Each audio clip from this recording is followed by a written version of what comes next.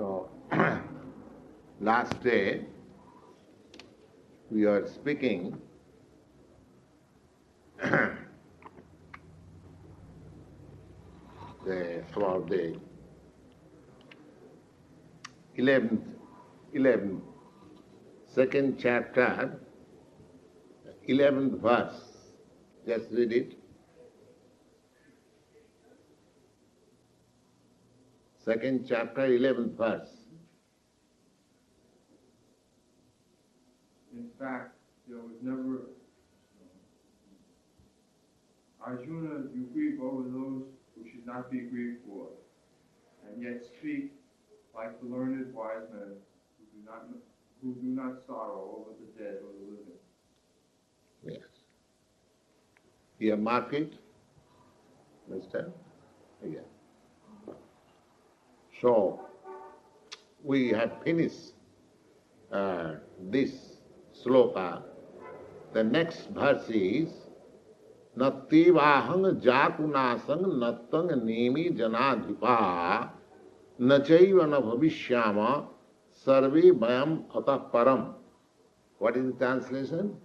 In fact, there was never a time when I was not, or when you or these kings were not. Nor is it a fact that hereafter we shall cease to be. Yes. Now,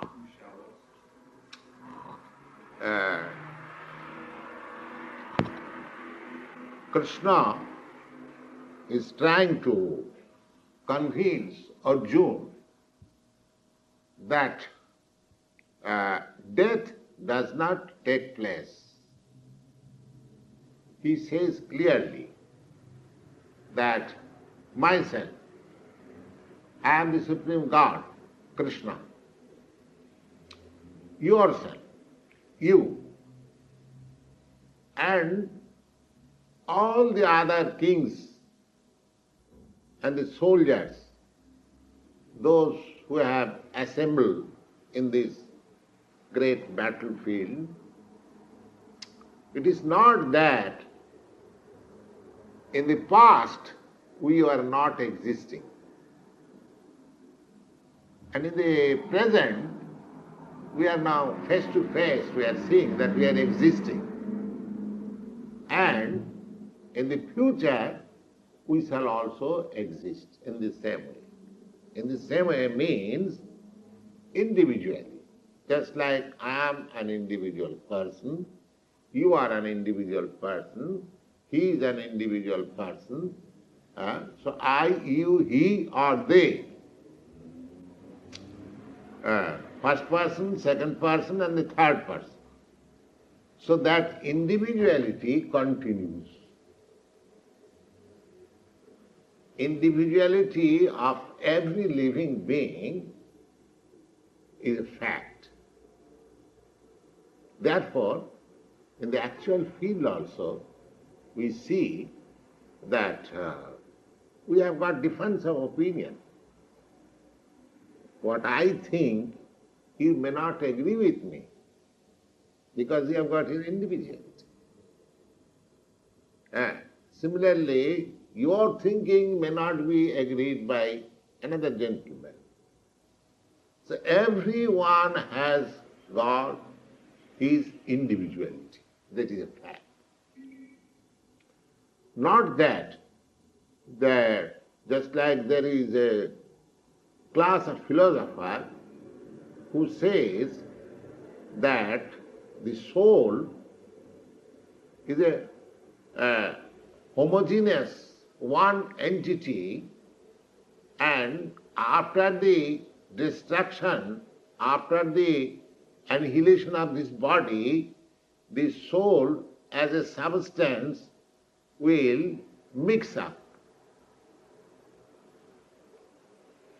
Just like water, you keep in different pots. In different pots, you keep water. So the water takes the shape of the pot, the bowl, the round bowl. You keep water, the water takes the shape of round. Similarly, whether there are thousands of or millions of water pots, and suppose all the waters are mixed up,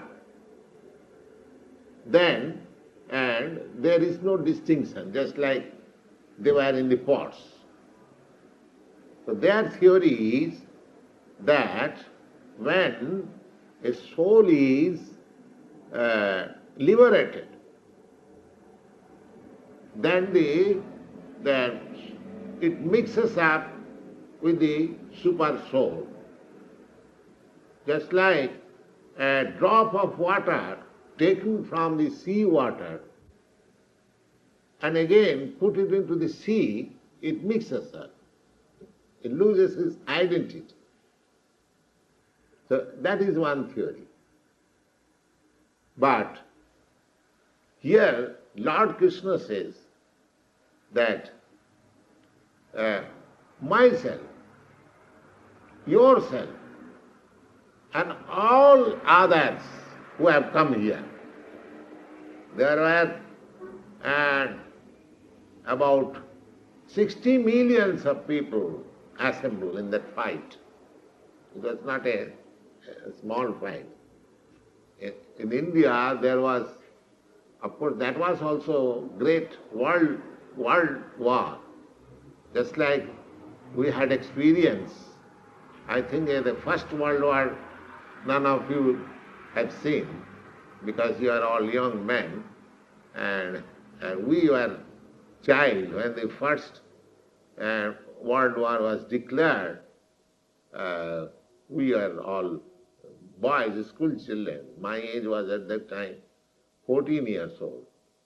In 1914, when there was fight declared between German and Belgian, so that was the First World War. Then Second World War was in 1939. That was also German and Englishmen like that. But actually, this was also World War, this battlefield of Kurukshetra, because all the kings of the world, they joined either this party or that party. So there were a great assembly of all worldly kings. Now, Krishna says that either myself, either yourself, or these persons who have assembled here, they are individual. They were individuals in the past, they are now individual, and they will continue to be individual even after annihilation of this body. Now, how we will adjust? There are two theories that after liberation, all the souls, they become one. Just like all drops of water, if you put into the sea, they become one entity. There is no distinction. I love you. As the Lord Krishna says, they know, they keep their individuality. What's my little son? They do not mix. Now, suppose we are all laymen, we are ignorant what is actually position, what is the actual position. But we have got our discretion also. Just like every one of you has some knowledge in the history. Now in the history, in the past, suppose you are now 30 years old or 35 years old, and suppose 200 years before the history which you read, you find that all people were individuals. And at the present, you are experiencing that all individuals, they are all living entities, either human being or animals or birds or anywhere you can see, that they are individuals. Then why should you not believe that in future they will remain individual? Do you follow? In the past they were individuals. In the present they are individuals. And why not in future they will remain individuals? It is naturally concluded that they will continue to be individuals.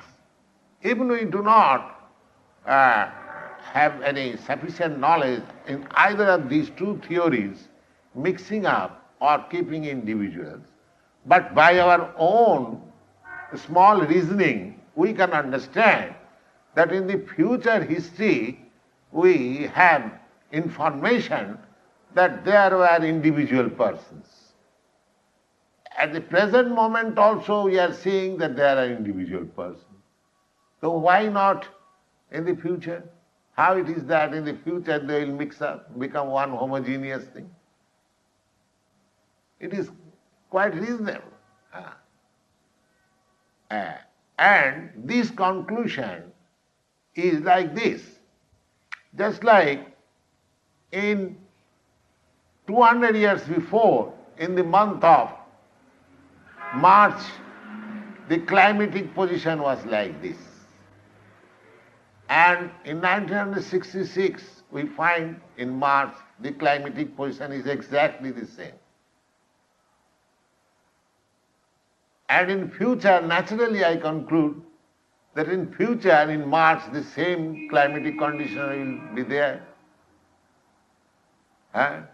In astronomy also, if you find that in March, in such and such dates, the sun rising is like this, and actually in the present March, month of March 1966, we see the same exact time. And the whole calculation of astronomy is made like that. They prepare 100 years astronomical chart.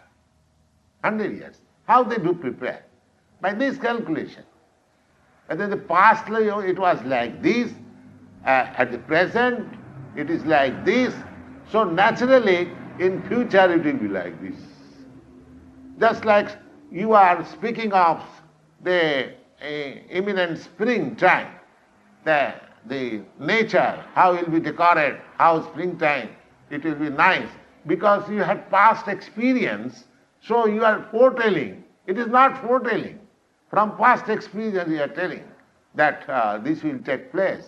This will take place. So this is another point. To understand things by our reasoning. But there are things which is beyond our reasoning. There are things just like God, the existence of God. Of course, by our reasoning, we take it for granted that because everything has a creator, just like we have this tape recorder before us, so we know that there is a manufacturer. So with the typewriter, there is a manufacturer. And everything, there is a father or manufacturer. Myself, I am created by my father. My father was created by his father. Similarly, naturally, we can conclude that this whole cosmic situation, the whole material manifestation, there is one creator. So these are simple reasoning.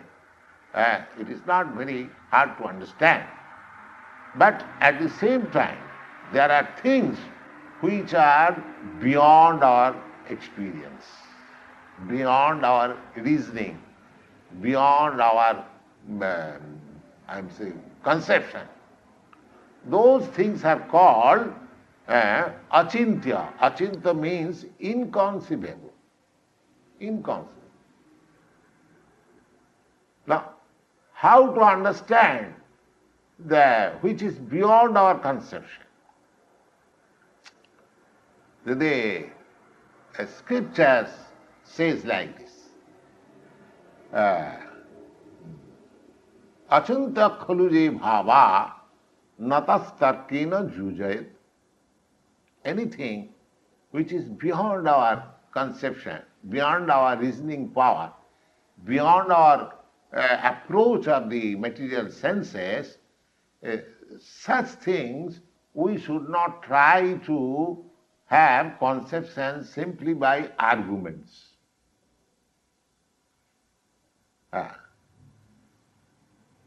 So, in the Vedic injunction, it is said that tarko apratishtyam,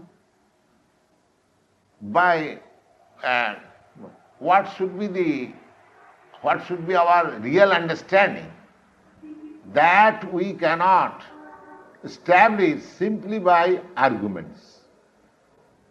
Tarko apratishtyam srutayo bibhinna. If we consult different scriptures, then we will find that one scripture is speaking something, another scripture is speaking something else. Just like cow killing. Take it for example. The Hindus, they say that cow killing is irreligious. But the Mohammedans say, no, cow killing is religious. There is some adjustment. But now in the scripture I see that the cow killing, in some scriptures it is said that cow killing is irreligious. And another scripture says that cow killing is religious. So which of them I shall accept? This is all right or this is all right. So therefore it is said that sutayo bibhinna, if you consult the different scriptures, you will find different contradictory statements. Your scripture may be different from my scripture. And naso munijjasya matangna bhinnam. If you consult philosopher, you will find one philosopher is differing from another philosopher. A big philosopher means who has cut down other philosophers and put up his own theory. This is true. This is going on. Tarko pratisthya sutayo bibhinya naso munijjasya matangna bhinnam. Then how to conclude what is the right path? I cannot establish it by my imperfect arguments. I cannot consult in the scriptures. Neither I can take real instruction from different philosophers. Then what is the way of having the real thing? So it says, dharmasya tattang nihitam guhayam. The truth of religiosity is very confidential, very secret. So, how to know it? Mahajana jena gata sapantha. We have simply to see that great personalities, as they have taken up, we have to follow. That's all. Just like in your Christian religion, you may not understand all the biblical injunction, or you may not have the time, but you simply, if you follow the ideal life of Lord Jesus Christ, then you get the same result. Similarly, the Mohammedans, if they follow the ideal life of Muhammad, Hazrat Muhammad, so they get the result. Mahajana jena gatasya pantha. Just like in a unknown path in a village, especially when there is a field. Now in the city, you can know that I have come so far because the streets are numbered and you have got the location and there are some symptoms, this house or that house. But in the country, everything, every place is of the same similar nature, the same jungle, the same field, the same grass. We do not know where I am going, or in the sea, I have got experience. Have you ever traveled in the sea? No. But while I was coming from India, so everywhere I see a round of water. I do not know which way this ship is proceeding, you see. But they have got a chart. They have got a chart. By latitude, longitude, by time, and by chart, they are calculating. Now, I was asking the captain, where we have come. He was saying, in the Mediterranean Sea, oh, we are so many miles from Italy, we are so many miles from, like this, Tunisia. Now we are coming to Gibraltar, like this. But I was seeing all vast of water only. I was seeing just after 10 miles I shall reach, but it never reaches. So, what are these charts? These charts are that experience sailors, they have made the chart. The captain was also consulting that chart because it was made by experienced sailors. That is nothing. So similarly, in calculating in which way we have to find out our salvation is to follow such liberated soul.